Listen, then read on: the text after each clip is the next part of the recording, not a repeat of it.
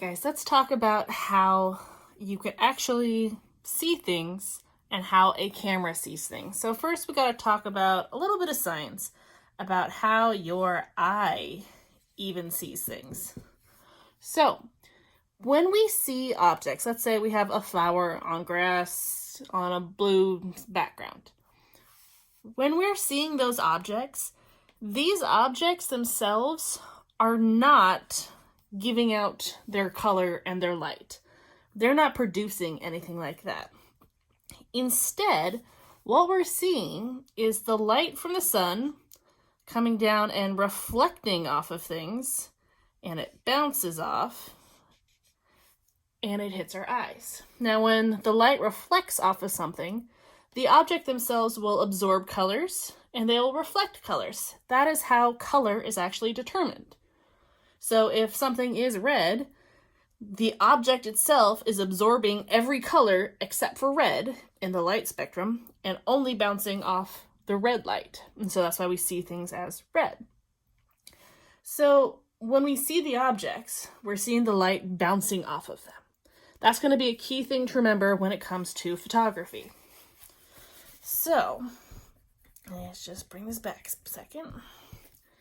If we're talking photography and a camera, or let's start even more basic, our Camera Obscura. So remember, our Camera Obscura was a tube. And it had that extra layer, and it had the hole, right? We could also think about the classic Camera Obscuras, which were actually boxes.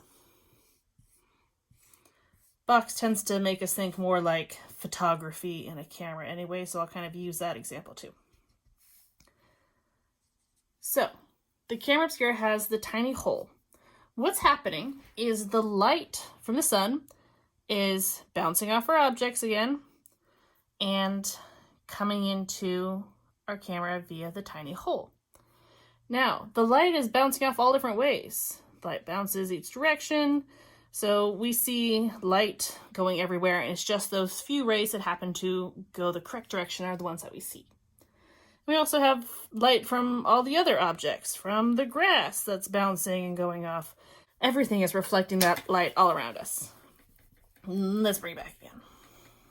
So, I'm going to stick with, again, just the box because it's a little bit easier to understand.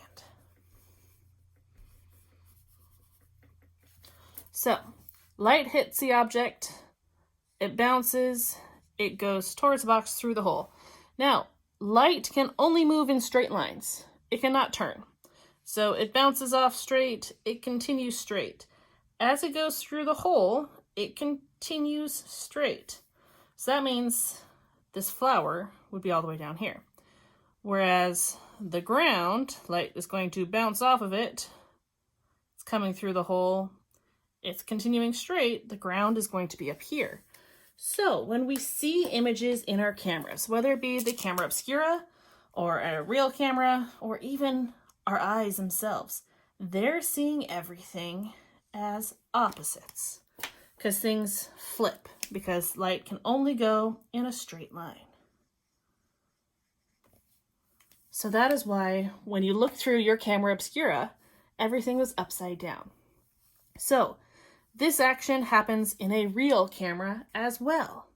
Let's talk about how a Camera Obscura and a camera that actually takes pictures are similar.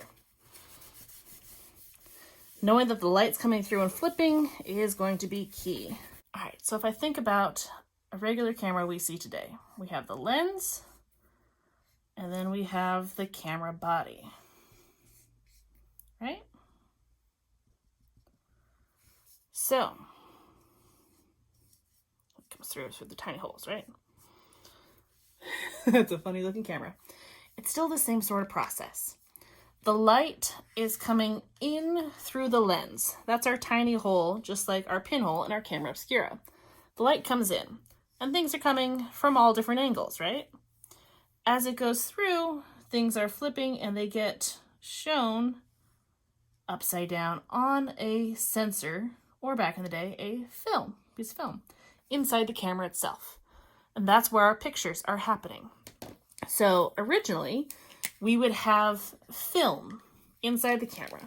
And this film would be light sensitive. So that means that depending on how much light is hitting an object or hitting the film, some parts will develop and show up in color or originally black and white. Other places will not.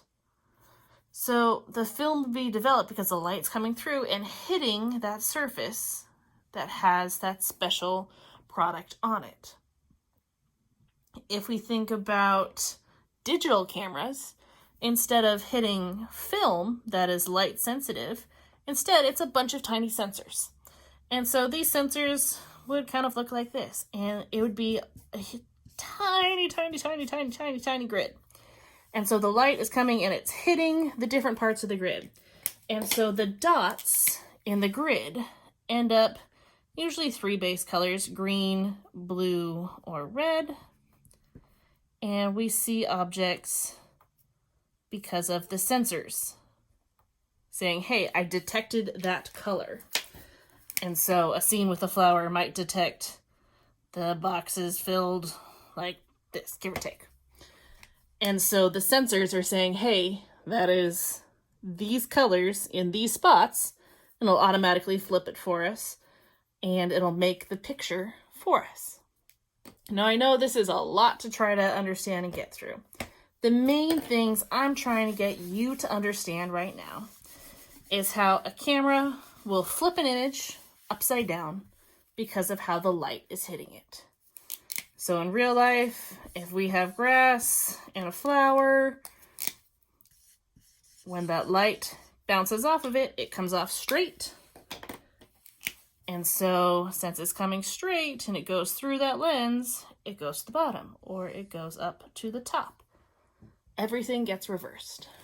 That's why in our little camera obscuras, in our tubes, we saw everything upside down. Because we had the little hole, the light comes through, it flips upside down. Same sort of thing.